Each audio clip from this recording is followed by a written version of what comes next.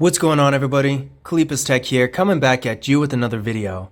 In this video, I'm going to be giving you some tips and tricks for the Samsung Galaxy A13 5G that you might not know about. Now before we go any further, as always, I do want to remind you to go ahead and hit that subscribe button. It helps out the channel a lot. And if you want to learn more about this phone, be sure to check out my review and beginner's guide for it if you haven't already. But with that being said, let's get started. So the first thing I want to show you is a feature called attentive display. What this is going to do is use the front-facing camera to detect your face, so as long as you're looking at the screen, it's going to stay on indefinitely. This is a really useful feature if you're doing something like streaming a video, or maybe reading, where you want to keep your display on, and it's a nice alternative to having a longer screen timeout time in general. So to turn this feature on, we're going to go to Settings.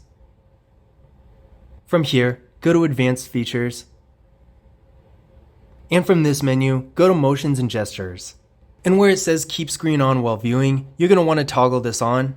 And now with this feature on, like I said before, as long as you're actually looking at the phone, the screen will stay on. Now this is one of those things that's of course kind of hard to show in action, but I will tell you from experience, it does work pretty well. The next thing I'm going to show you is a feature called adaptive brightness. What this does is adjust the brightness of your display based on your environment. So if you're in a brighter area, like this room for example, or maybe outside, it's going to brighten up the display to make it easier to see. But if you're in the dark where you don't need it as bright, it's going to dim to save battery. So to turn this feature on, we're going to go to Settings. From here, go to Display. And adaptive brightness is right here, toggle it on. And as you can see, it automatically adjusted. Now while we're in the display menu, the next thing I want to show you is the eye comfort shield. Now this feature is especially useful for those of you who like to keep your display at 100% brightness all the time, because really, besides battery life, the main drawback to doing that is that a really bright display with a lot of blue light can be a little tough on your eyes. So instead of dimming the display, what the eye comfort shield does is tints it in an amber color, and this is going to help filter out some of that blue light so you can keep your display really bright, but at the same time it won't be so tough on your eyes. And as you can see, the eye comfort shield is right here, right under adaptive brightness, and all you need to do is toggle it on. And as you can see, the screen is tinted in a little bit of an amber color, and you can also change the intensity as well, so you can make it stronger or weaker, and you can also schedule it so it turns on from sunset to sunrise, or of course a custom time. The next thing I'm going to show you is a quick way to open your camera. Now the camera app is easy enough, pretty simple and straightforward, but if you're doing something else on your phone, maybe you're on Instagram and you want to capture something really quickly in the moment, all you need to do is double tap the power key like this. And as you can see, the camera is on. Now this is a really cool feature and it is activated by default, so you don't actually have to do anything, but you also have another option where instead of opening the camera, you can open any app you want. So to change this, we're going to go to Settings, which by the way, in case you don't know, there are two ways to get to the settings, either the Settings app, which I obviously just dragged from the app drawer, or by pulling down the shade and hitting the gear. But now that we're in the settings, what you're going to want to do is go to Advanced Features. From here, go to Side Key. And as you can see, double press is enabled, and these are the default settings. It is on, of course, and it's set to open the camera. But to change this, simply hit Open App. And now you can choose any app that's on your phone. So for example, maybe you want to use it to open Snapchat. So now if we double press the power key, it's going to open Snapchat instead. The next thing I'm going to show you is how to show and hide your battery percentage on the status bar. So as you can see, the battery percentage is on the status bar right now. That is the default setting, but to change this, all you need to do is go to Settings.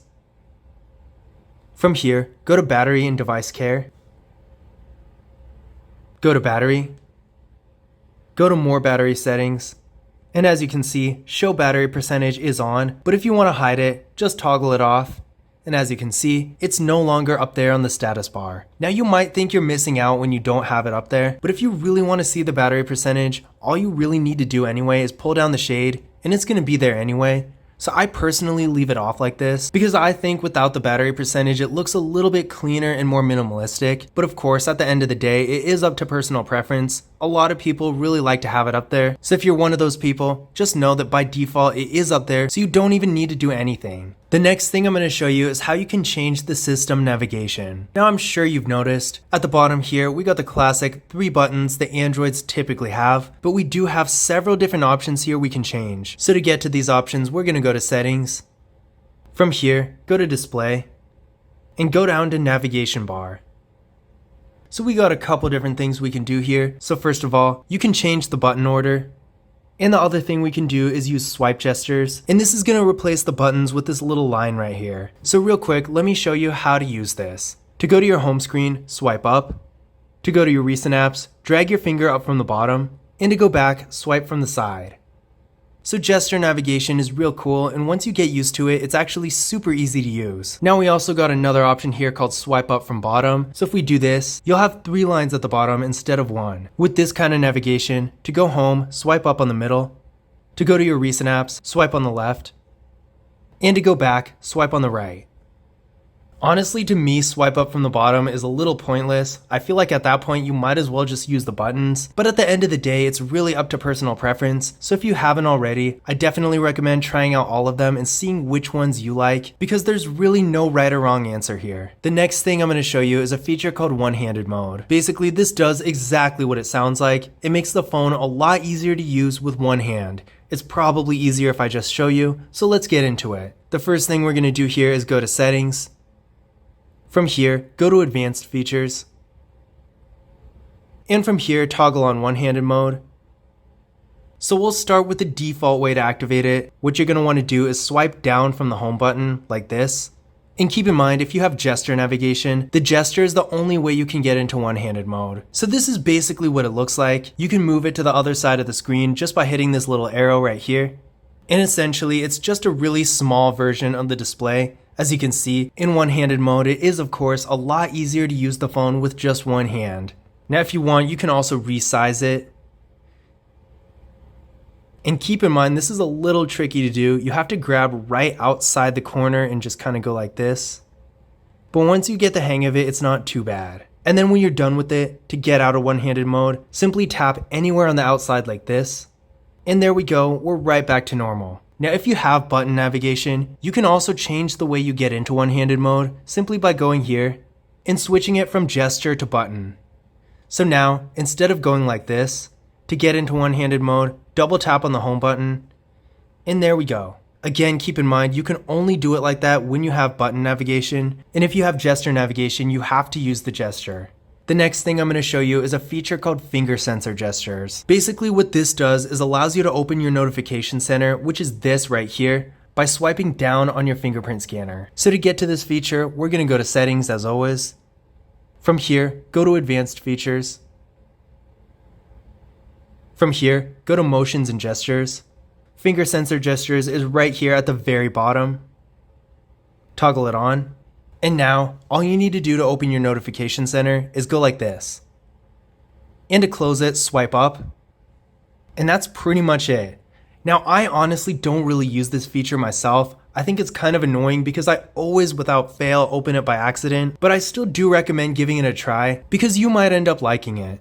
The next thing I'm going to show you is a feature called Dual Messenger. What this does is basically makes a copy of an app so you can log into 2 different accounts at once. Now this is not nearly as useful as it once was because nowadays apps like Instagram and I think Facebook and Twitter, they all have this same feature built into the apps so you can easily switch between accounts. But it's still a nice one to know about because in certain situations, like if you're using Snapchat for example, it can be really useful. So to get to Dual Messenger, we're going to go to settings. From here, go to advanced features. And Dual Messenger is right here. As you can see, the only apps that I have on this phone that actually support this feature are Snapchat and Facebook, but the feature is still a nice one to know about. Again, if you use Snapchat, that's a real big one. It makes it really easy to use 2 accounts at once, so if you are in that situation, then Dual Messenger is definitely a nice thing to have. Now the last thing I'm going to show you is a couple different features to quickly turn your screen on and off. Now these aren't game changers by any means, but they're definitely nice to have. So to get to them, we're going to go to settings. From here, go to advanced features. And from here, go to motions and gestures. And toggle on both double tap to turn on screen and double tap to turn off screen. So now, with these features on, to turn your screen off, all you need to do is double tap on the home screen and be sure to touch a blank spot. Don't hit a widget or an app, otherwise it's going to open it. So if we tap right here, as you can see, the screen is off. And if you want to turn it back on, double tap again. And there we go. But those were my tips, tricks, and cool features for the Samsung Galaxy A13 4G. I hope you enjoyed the video, and I hope you found these tips and tricks useful as well. If you did, don't forget to give it a thumbs up and hit that subscribe button. And if you want to learn more about this phone, be sure to check out my full review and beginner's guide for it on the channel. But that's it for this video. As always, I will see you in the next one.